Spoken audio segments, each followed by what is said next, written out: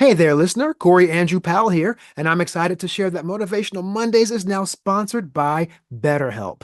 Feeling stressed or anxious? Well, BetterHelp brings you online therapy that's convenient and affordable. NSLS members get 50% off your first month of BetterHelp when you sign up at betterhelp.com/NSLS or click the link in the show notes. Start your journey to better mental health today.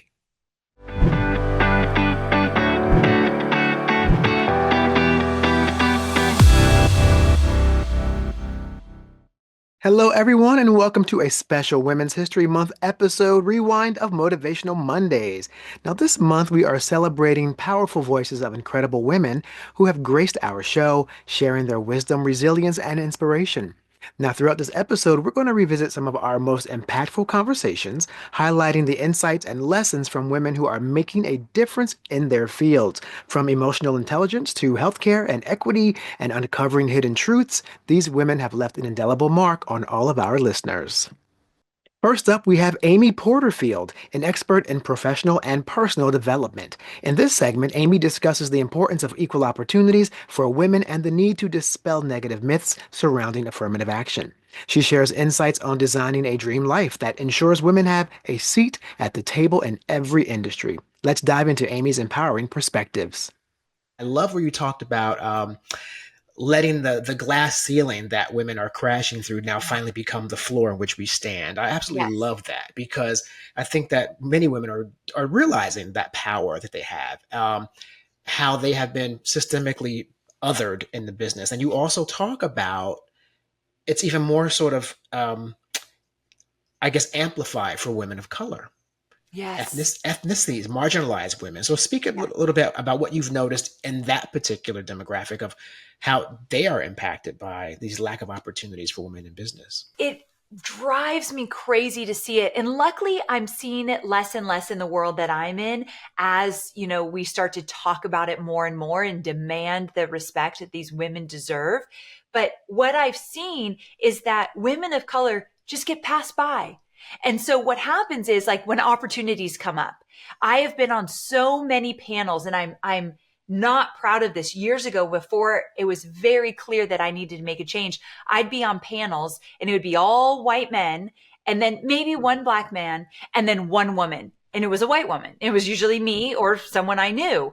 And I didn't do anything about it. I think because I looked around and thought, well, there's at least I'm the one woman here. At least I got on the panel, That's some but it's not progress, right? good. Right. Some progress, but not good enough. Mm. And so one thing that I've learned is that now when I'm invited to a panel, I will say, who have you invited? What women are there? What women of color? I won't do it unless they show me that there's diversity. Now, this is not me being a great person. This is me doing what I should be doing because now I have influence. I have a voice. What's the point? But I just see so many women, especially women of color, just not even being invited, not even being given a chance. And here's the challenge. When you're not given a chance, you don't get to grow your audience. You don't get to make the money that other people are making because you're not getting out in front of the right audiences to know how brilliant you are. And so sometimes what I think we need to do, those people that are in positions to invite other people on, now I invite people that might not be making millions yet, but there's a lot of potential there.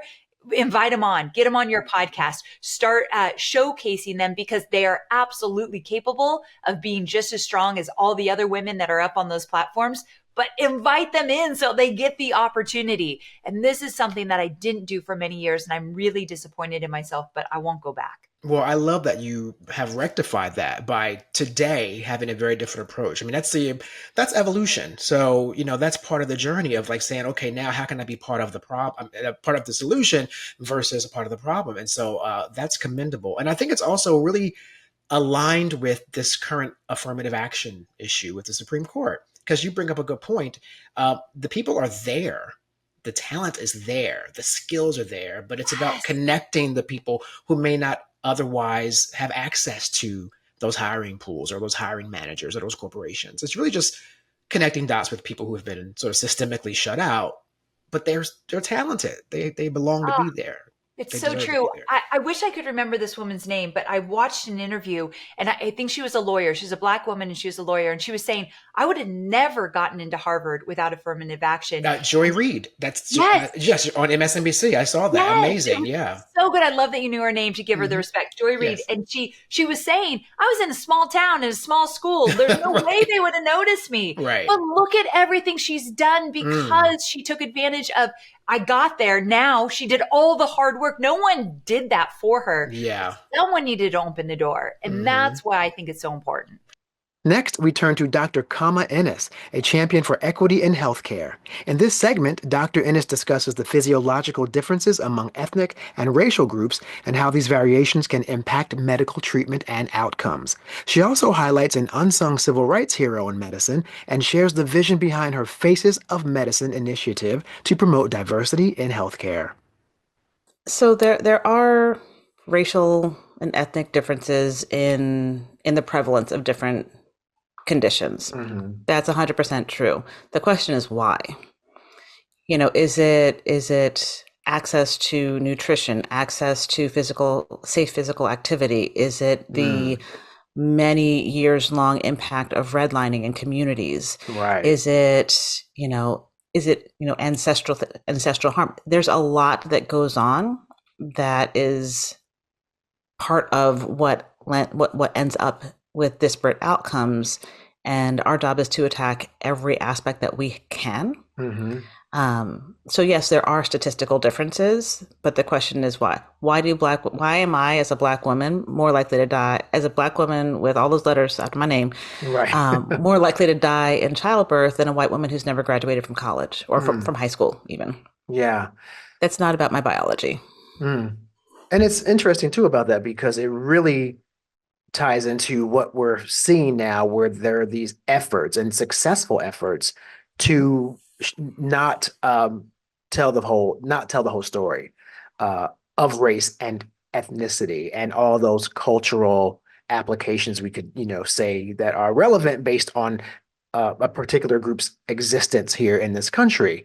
And you mentioned redlining, for example, and people don't really understand that and how a lot of uh, black families were pushed into like industrialized areas, or they turned their neighborhoods into industrialized areas where the more desirable areas and communities were built up for the more desirable people of society, if you will, who were white people.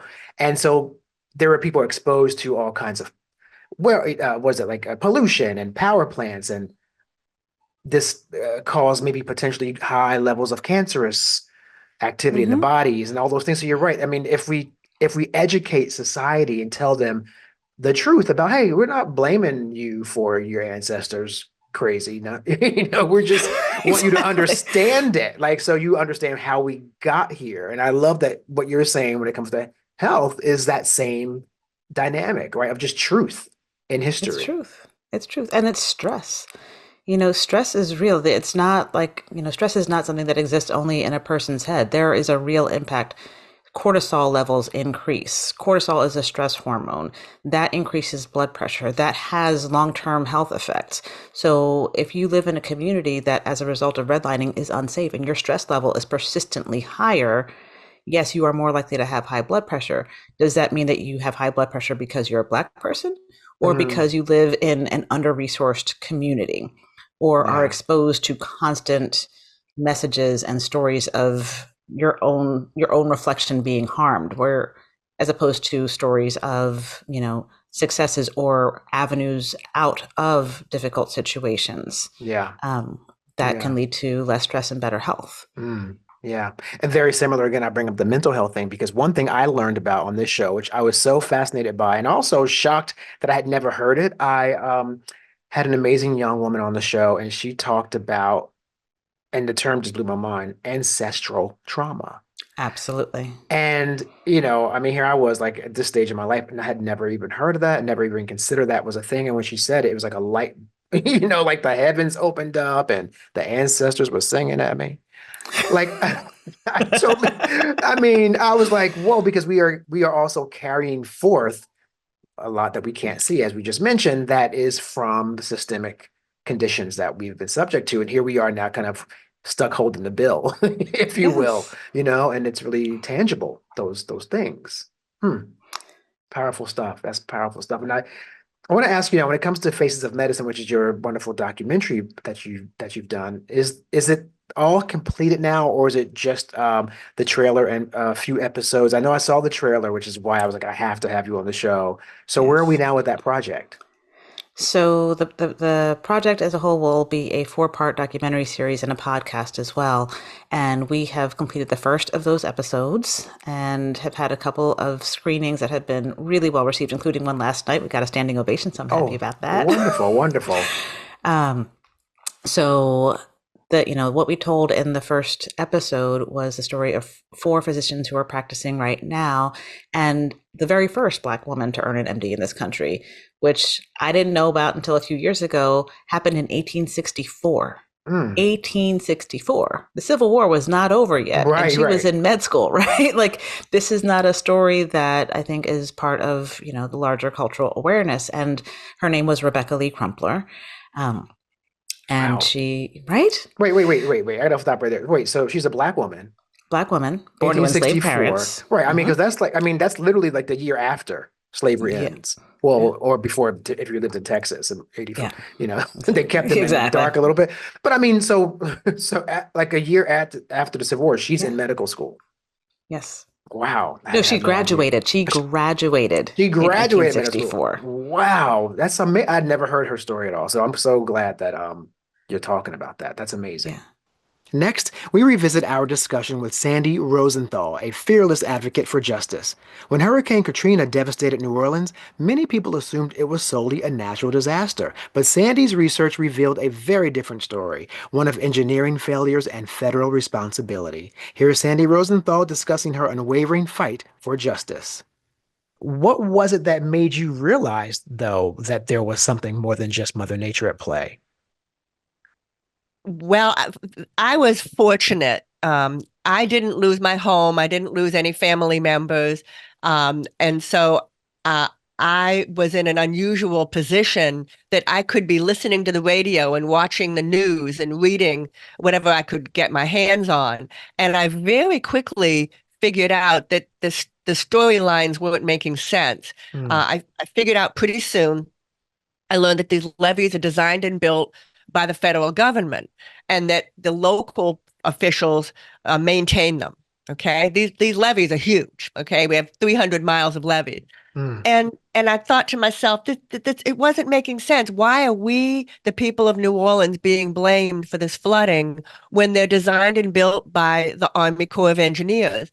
And the more questions I asked, the more pushback I got, which was a signal to me that I'm irritating people by asking these questions. mm, And so the book goes into way more detail about this. But when I got pushback from asking questions, that's when I realized I'm either exactly right or certainly on the right path. mm. Yeah, it's just kind of scary though, because at that same time, I mean, not like I'm accusing the government of anything, but there's a lot of people who would like to keep stuff like that quiet. So they could make your life very uncomfortable. I mean, were you ever nervous or afraid of like, if I start to push or poke the bear too much, what would that mean for even my personal safety or my life in general going forward? What were the concerns? Well, the answer to that is yes. I actually had to sit down and have a conversation with myself and realize that by continuing to publicly state that the federal government was responsible for this Mm, disaster, that I was putting myself in danger. I mean, hmm the federal government has deep pockets mm, yeah. and can spend a lot of money, hire lots of people. And I actually started looking around, wondering if I was being followed. And in fact, as time went on, I was followed at every event that I ever put on. It turned up that the Army Corps had plants, had people there to record everything that was stated, record, take videos, et cetera, and bring them back to headquarters. And all of that's in Gosh, my book. my Did I, gosh. but I made I actually made the decision. I was 48 years old. And I said to myself, well, I've lived a good life. And if I get put away because of trying to speak out for the public, well, be that I'm ready to make that decision, and I'm still here. Yeah, thank goodness. Because, as you were telling that story, I'm picturing it. And, it's like I'm seeing like almost like a John Grisham novel, when you're telling the story and they're kind of planting people and, recording you and taking it back to headquarters. That's some very serious stuff. So, of course, then that leads me to ask, what were some of the shocking discoveries you made during the investigation? Some of the shocking discoveries. How Mm, it took a while to figure out the truth. As again, the Army Corps had deep pockets and plenty of money, and they spent millions of dollars fooling the American public and fooling Congress and doing things to harass me and to get me to shut up. mm, Um, so let me see some of the I'll tell you the first thing we did is using back end tools available to any amateur blogger. I figured out that the people that were harassing me online, I could look at the IP address. And mm. for those of you, the listeners who don't know what an IP address is, it's basically caller ID for computers. Yeah. And Yeah. and you and looking at the IP addresses, I figured out that it was the Army Corps was harassing me and saying vicious things to me online about me and my family and my supporters. So I Mm, called a local news WWL-TV, a news source, a TV, and told them what I'd found, and they did a big story about it. mm, Now, and they were caught.